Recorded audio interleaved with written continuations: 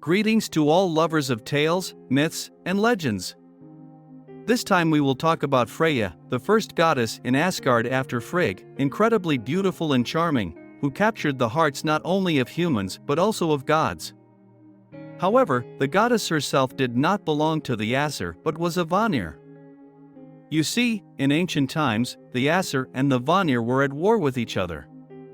When the war finally came to an end, the warring sides made peace and exchanged hostages as a sign of goodwill. The Vanir gave Janira, and in return, they sent Njord along with his two children, Freyr and Freya. And that's how the lovely goddess found herself in Asgard. The gods were so enchanted by her beauty and grace that they bestowed upon her the Hall of Folkvang and the Great Hall of Sessrumnir, with many seats, where she could entertain many guests.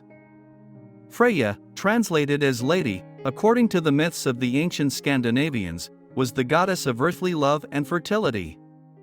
Like many Scandinavian gods, Freya had other names as well. For example, she was called Vanadis, which means daughter of the Vanir. There's also Valva Freya, and the list goes on, but I don't think it's important for you. As a goddess of love, Freya was tender, gentle, and fond of carnal pleasures. In some myths, she was the object of desire for the Jotnar, just think of Thrym or the builder of Asgard's wall. Nevertheless, the Scandinavians believed that Freya also loved war. Under the name Valva Freya, she led the Valkyries and went to the battlefields, choosing fallen heroes whom she would then bring to her hall. However, she would give half of the warriors to Odin, so it's not surprising that in some depictions, she can be seen in armor, chainmail, helmet with a shield and weapon in hand. Yet, from the waist down, she was dressed in traditional women's attire. Let's say a few words about Freya's hall, Folkvang, where fallen warriors feasted. Women and maidens were also welcomed there so they could remain with their beloved husbands after their deaths. Freya's hall enticed with its pleasures, merriment, and joy so much that ancient Scandinavian women, without hesitation after their loved ones fell in battle, took up swords and shields and joined the battlefield themselves. Some fell on the swords, while others went to the funeral pyre, where they would burn alive with their beloved. Regarding the appearance of the beautiful goddess, skalds described her as slender, blue-eyed, and petite with blonde hair. She also had her own means of transportation, a chariot pulled by wild cats. She had a pet as well, a boar named Hildisvini, battle swine. This goddess also possessed a marvelous falcon cloak. The same one that Loki sometimes borrowed from her. Thanks to this cloak, Freya could transform into an elegant falcon and soar through the skies faster than the wind. Moreover, with the help of this cloak, she could travel between realms. Unfortunately, there is no myth explaining how she obtained this cloak, or perhaps it simply hasn't reached our time. What do you think? From whom and how did the beautiful goddess acquire it? Perhaps the Vanir gave it to her, or maybe Loki obtained it through his cunning and bestowed the gift upon Freya. It could even be the creation of the underground dwellers, the dwarves. Leave your speculations in the comments. I would be very interested to read them and see your imagination at work. Freya was a beauty, and it's no wonder that a suitor soon appeared. She married Od. According to some legends, Od was mortal, while others believed he was an earthly incarnation of Odin. He symbolized the sun, passion, and the intoxicating pleasure brought by love. But one day, Freya lost Od and mourned him deeply. The blame fell upon the Brisingamen Necklace, the necklace of the Brisingar. Now I will tell you one version of the legend about how Freya obtained it and how she subsequently lost her beloved. You probably remember the gifts that Loki brought from the dwarves when he cut Sif's hair and promised to bring her new hair even better than before. These gifts included Thor's hammer, Gullinbursti, and others. However, none of this treasure was bestowed upon Freya. Of course, this didn't sit well with the self-loving goddess, and she decided that she could easily obtain these treasures herself. No dwarf could refuse such a beauty. And one evening, as her husband was busy with their little daughter Nas, Freya left Asgard to make her way to the underground realm of the dwarves. Of course, she didn't inform her spouse OD of her intentions, thinking to herself, "How would he know that I went to them? No one will tell him. And what's so terrible about it if I visit the dwarves and receive some kind of ornament as a gift? It doesn't mean I will love OD any less just because I acted on my own." So she found herself in Svartalfheim, where she wandered for a long time among skillful craftsmen, trying to find a treasure worthy of her. Finally, she stumbled upon the workshop of the Brisingar brothers, whose names were Alfred, Berling, Dvalin, and Grr. In their small forge, she saw a necklace of exquisite and incredibly beautiful craftsmanship. Moreover, it emitted a radiant light that illuminated everything around it, sparkling like a fragment of the sun. Freya had never seen such a beautiful ornament before. The lovely goddess eagerly asked the dwarves to give her the necklace, but they were unwilling to agree. That's when Freya decided to employ her feminine charm. She believed that this would surely persuade the grumpy dwarves.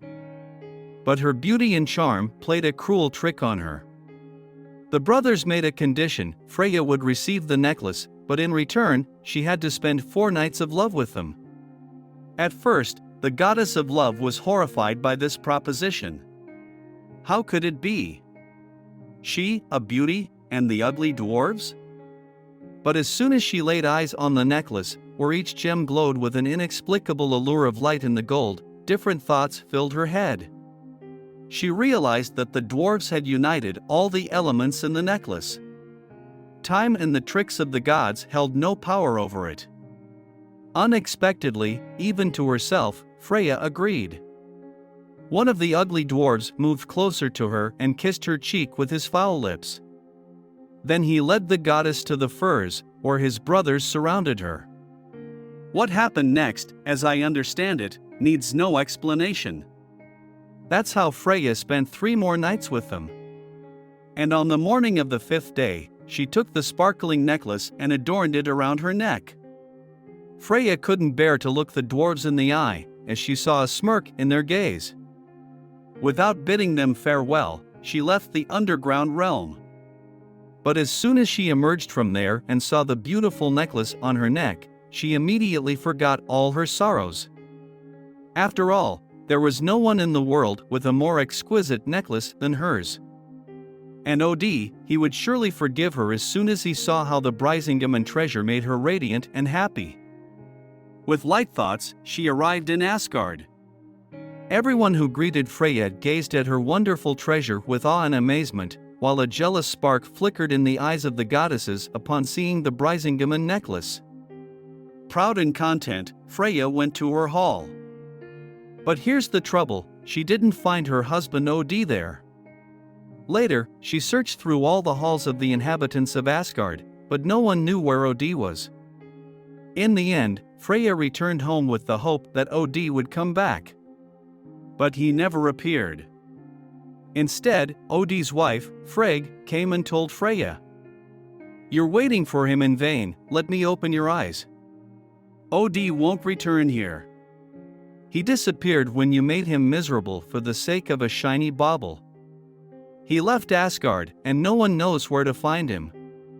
That's when the goddess of love realized she had made a monstrous mistake.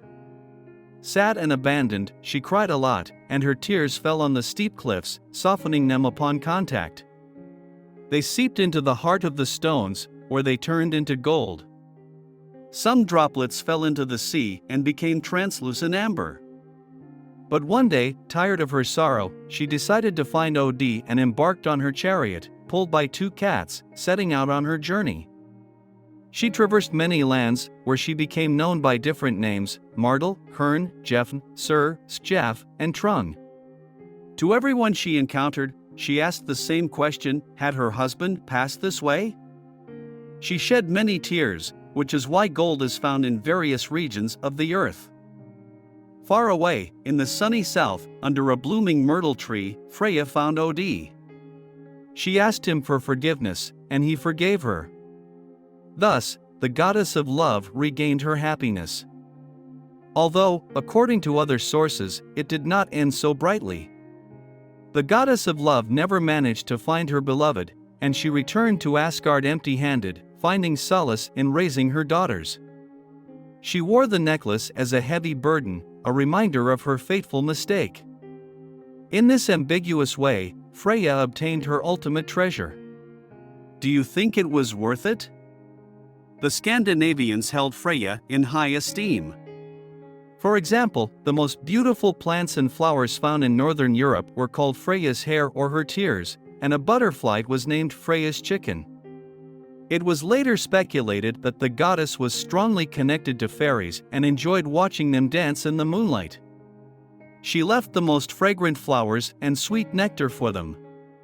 As for her influence on culture, there are several interesting facts to note. For instance, the Swedish chemist Seduction, who discovered a new chemical element in iron ore, named it vanadium in honor of Vanadis. 2 asteroids are also named after her, Freya and Vanadis. Even the Danish national anthem has a line that translates to "This is Freya's abode." In terms of popular culture, Freya is more prominently featured in the realm of gaming. For example, in The Witcher 3, she is the goddess of the Skellige Isles, and in Smite, she is a playable character. She also appears in Warcraft as one of the bosses, symbolically fought in a garden filled with trees and flowers.